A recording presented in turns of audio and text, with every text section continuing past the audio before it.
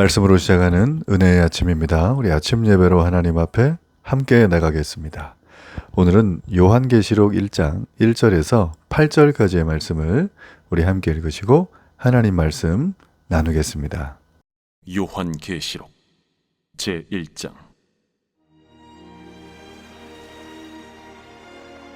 예수 그리스도의 계시라. 이는 하나님이 그에게 주사 반드시 속히 일어날 일들을 그 종들에게 보이시려고 그의 천사를 그 종 요한에게 보내어 알게 하신 것이라. 요한은 하나님의 말씀과 예수 그리스도의 증거 곧 자기가 본 것을 다 증언하였느니라. 이 예언의 말씀을 읽는 자와 듣는 자와 그 가운데 기록한 것을 지키는 자는 복이 있나니 때가 가까움이라. 요한은 아시아에 있는 7 교회에 편지하노니 이제도 계시고 전에도 계셨고 장차 오실 이와 그의 보좌 앞에 있는 7 영과 또 충성된 증인으로 죽은 자들 가운데서 먼저 나시고 땅의 임금들의 머리가 되신 예수 그리스도로 말미암아 은혜와 평강이 너희에게 있기를 원하노라. 우리를 사랑하사 그의 피로 우리 죄에서 우리를 해방하시고 그의 아버지 하나님을 위하여 우리를 나라와 제사장으로 삼으신 그에게 영광과 능력이 세세토록 있기를 원하노라. 아멘. 볼지어다 그가 구름을 타고 오시리라. 각 사람의 눈이 그를 보겠고 그를 찌른 자들도 볼 것이요 땅에 있는 모든 족속이 그로 말미암아 애곡하리니 그러하리라. 아멘. 주 하나님이 이르시되 나는 알파와 오메가라. 이제도 있고 전에도 있었고 장차 올 자요 전능한 자라. 우리가 잘 아는 20세기의 기독교 변증가인 C.S. 루이스는 종말론, 이 놀라운 현실성이라는 대목에서 종말론에 대해서 아주 짧게 이런 말을 했습니다. 천국 대신 지상을 선택한 사람은 지상이 처음부터 지옥의 한 구석이었음을 알게 될 것이다. 또 지상을 천국 다음 자리에 놓은 사람은 지상이 애초부터 천국의 일부였음을 알게 될 것이다. 이 말이 무슨 말일까요? 천국의 갈망을 하고 그 초점을 맞춘 사람은 현실에서도 천국처럼 살아갈 수가 있겠죠. 그러나 지금 여기서의 삶이 유일하다고 믿는 사람은 해결되지 못한 두려움과 정화되지 못한 갈망을 가지고 현실에 집착하며 살아갑니다. 그 결과는 우리가 늘 보는 사건 사고들이죠. 자신과 이웃의 삶은 자신의 정제되지 못한 이런 욕망과 그릇된 충돌로 이 세상은 아비규환의 현장이 되어버리고 있죠. 우리가 사람이 무엇을 궁극적으로 욕망하며 갈망하며 사느냐에 따라서 내 눈앞의 현실을 대하는 태도와 자세가 형성된다고 해도 과언이 아닙니다. 우리는 여기가 지금 하나님 나라다. 혹은 우리가 하나님 나라를 만든다. 어떤 이런 마인드로 이 땅에 살아가게 되면 우리는 하나님의 약속된 미래에 적합해진 그런 믿음의 사람이 되도록 우리가 하나님 은혜 안에서 계속 성장하고 성숙할 존재가 되는 것입니다. 그러나 하나님께서 미래를 다 이루실 것이니 우리는 그저 잘 믿고 가만히 있자. 이렇게 소극적 방관주의자들은 이 세상에 눈물과 고통을 외면할 때가 꽤 많죠. 나는 구원받았으니 라고 하는 약간의 좀 그릇된 이 종말론에 근거한 신앙의 하루를 살아갈 때가 있습니다. 여러분, 종말론은 죽어서 가는 천국이 절대 아닙니다. 늘 말씀드려요. 이 요한계시록을 접할 때 미래의 마지막 타이밍이 시간순으로 우리에게 보여지는 책이다. 이렇게 접근하면 안 됩니다. 그래서 많은 분들이 이 종말론을 가지고 미래를 예측하고 마지막 때 이런 어려움이 온다, 고통이 온다, 눈물이 온다. 그러니 우리는 이때까지는 즐기고 먹고 마시고 내 마음대로 하자. 혹은 우리가 이렇게 하자. 이런 얘기를 많이 하는데요. 제가 이 요한계시를 어떻게 읽을 것인가에서도 말씀을 드렸지만 그게 없는 부분은 아닙니다. 그러나 그걸 위해서만 쓰여지진 않았어요. 이 요한계시록을 받았던 당시 독자들 있잖아요. 그렇죠?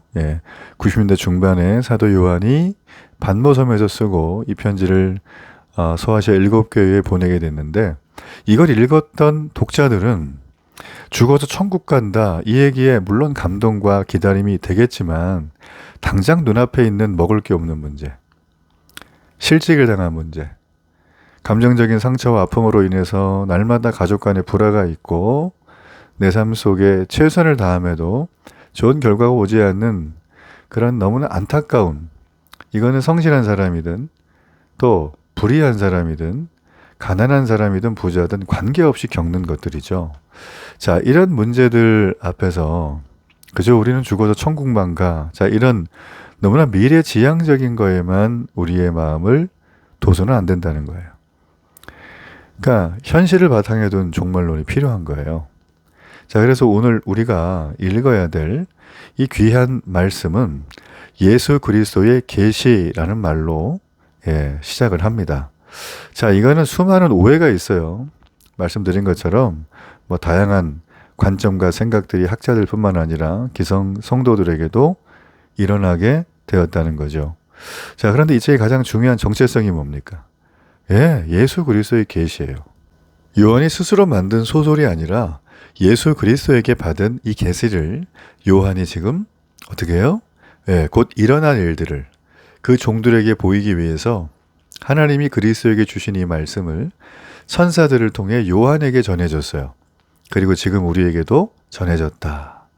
자, 그래서 내용이 어렵게 느껴질 수 있죠. 그렇죠? 그러나 우리는 이 말씀을 우리에게 보내신 분이 누구인지는 분명히 알잖아요. 이게 엄청난 축복이에요. 그래서 여러분, 우리가 이것을 분명하게 알 필요가 있습니다. 자, 요한이 보고 증언한 것들이 있죠. 2절에 보면 하나님의 말씀, 예수 그리스도의 증거입니다. 자, 이거는 뭐 그냥 근거 없는 예언이 아닙니다. 있을지도 모르고 없을지도 모르는 말세의 재앙으로 우리를 겁주려고 쓴 게 아니에요. 요한은 자기가 본 걸 다 전했어요. 그리고 우리는 그가 보여주는 만큼 볼 수 있을 뿐이에요. 이게 중요해요. 보통 상상의 나래를 너무 펴는 분들이 있는데 이거 다 문제가 되는 거죠. 특별하고 비밀스러운 해석을 탐구해내서 현실에 짜맞추는 가르침. 자, 이게 바로 상상을 너무 한 거죠. 뭐 이거는 우리가 잘 아는 것처럼 뭐 교회 안에도 있는 분들이 계시고요. 교회 밖에 이단들도 너무나 이런 일들을 많이 하고, 뭐 세상에서는 요한계시록을 한낱 뭐 자료 중에 하나로만 보지 정말 실제하는 살아계신 말씀으로 보질 않죠. 그래서 우리가 이런 부분을 대할 때 이게 어떤 것인가를 아는 게 너무나 중요해요. 자, 3절을 보면 요한이 먼저 축복을 합니다. 이 예언의 말씀을 읽는 자와 듣는 자와 그 가운데 기록한 것을 지키는 자에게 복이 있다. 자, 이 예언의 말씀은 가깝게는 요한계시록이죠. 넓게 해석하면 성경 전체를 뜻하는 것으로 볼 수 있습니다. 여러분, 하나님의 말씀을 묵상하는 사람은 아주 복 있는 사람입니다. 이 말씀을 묵상한다는 것 자체가 이미 듣고 순종하려는 마음을 갖고 있는 사람이에요. 자, 여러분, 마지막 때가 되면 어떤 재앙과 심판도 굉장히 다양하게 오겠죠. 그럼에도 불구하고 이 복을 빼앗아 갈 수 없다. 여러분, 우리가 이것을 좀 기억할 필요가 있어요. 자, 요한은 이제 아시아의 7 교회를 향해 주님의 은혜와 평강을 기원하며 편지를 시작하죠. 요한이 말하는 주님은 누군가요? 어떤 분이신가요? 지금도 계시고 전에도 계셨던 분이죠. 그리고 장차 오실 주님이 우리의 과거와 현재와 미래를 모두 구원하셨습니다. 자, 이보다 더 경이롭고 놀라운 사실은 없죠. 그래서 우리가 오늘날 누리는 은혜와 평강은 자, 여기에서부터 출발해서 온 것입니다. 아우, 내가 은혜가 넘쳐요. 내가 평안해요. 이거는 내 인생을 내가 잘 살아서 오는 게 절대 아니에요. 그리고 신앙생활 좀 한다고 해서 오는 게 아니에요. 이건 출발이 어디예요? 나의 의지와 노력에 상관없이 이미 지금도 계시고 전에도 계셨던 장차 오실 주님이 이루신 사건이다. 여러분, 그러므로 이걸 생각할 때마다 우리가 감격이죠. 겨우 버티는 그 정도의 알량한 은혜가 아니라 뭐 이게 은혜가 올래나 말래나 이게 아니라 확실한 은혜다. 자, 이걸 붙들며 나가시면 좋겠어요. 5절에 보면 이제 그 영원한 은혜와 평강을 내리신 분은 충성된 증인, 죽은 자들의 첫 열매, 모든 왕의 머리이신 예수 그리스도라고 밝힙니다. 놀라운 일이죠. 그래서 모든 지혜와 모든 생명과 모든 권세가 예수님께 있다. 요한은 말세에 우리가 오직 신뢰하고 의지할 분이 누구인가를 드러내요. 주님을 의지하는 모든 인생은 그래서 참된 평강과 은혜를 누리게 되는 것이죠. 자, 주님이 우리를 사랑하셔서 그분의 피로 우리를 죄에서 해방하셨고 우리를 아버지 하나님을 섬기는 나라와 제사장으로 삼으셨다는 이 사실은 우리에게 얼마나 큰 위로와 용기를 주는지 몰라요. 우리 주변에 얼마나 많은 유혹과 시험이 있습니까? 밖에서 아니어도 나 자신이 유혹과 시험에 늘 노출돼 있잖아요.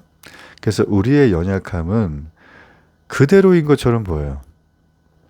알코올 중독에서 정말 하나님의 은혜로 그걸 끊고 지금까지 잘 지켜온 어떤 분이 20년 넘게 오셨다는데 여전히 자기는 술을 먹고 싶은 이 유혹과 욕망에 끊임없는 공격을 받는다고 해요.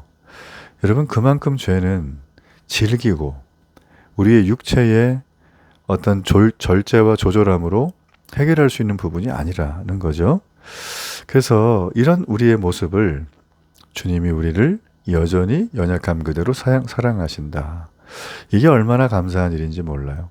그러니까 이 사랑은 전에도 계셨던 사랑이고 이제도 함께 계시는 사랑이고 영원히 계속될 사랑이다라는 것입니다. 그래서 예수님은 이제도 있고 전에도 있고 있었고 장차 올 자요 전능하신 하나님의 본체시죠. 그래서 예수님을 모셔했던 4절의 말이 8절에 그대로 쓰이는 거예요. 하나님께. 참 성경에 딱딱 맞죠? 그래서 주님이 오시면 기뻐하며 찬송할 사람들이 있고 주님이 오셔도 끝까지 거절하며 애곡할 사람들이 있습니다. 지금 우리가 예수님을 믿는 믿음은 그날까지 계속되어 온전히 드러나고 열매를 맺을 것이에요. 그래서 이 연의 말씀을 보고 듣고 지키는 사람에게 복이 있다라는 이 말씀입니다. 여러분, 우리의 삶의 방향을 가장 큰 중요한 목적지를 어디에 설정하는가? 여러분, 그것이 오늘 이 요한계시록의 첫머리에서 요한이 받은 계시를 9절부터 하기 전에 우리에게 정말 놀라운 뜻을 밝히시는 주님의 마음이다라는 것이죠. 오늘도 우리가 이 마음을 가지고 이 하루를 멋지게 주님과 동행하며 살아가는 축복의 하루가 되기를 바랍니다. 결단의 기도 드립니다. 살아계신 하나님 아버지 너무나 감사합니다. 우리를 위해 죽었다가 부활하신 주님 다시 오실 것을 믿습니다. 이 약속의 말씀을 믿는 모든 자들은 주의 말씀을 듣고 읽고 지키는 순종의 삶을 살아야 합니다. 오늘도 연약한 저희를 도우시고 은혜를 베풀어 주옵소서. 예수님의 이름으로 기도합니다. 아멘.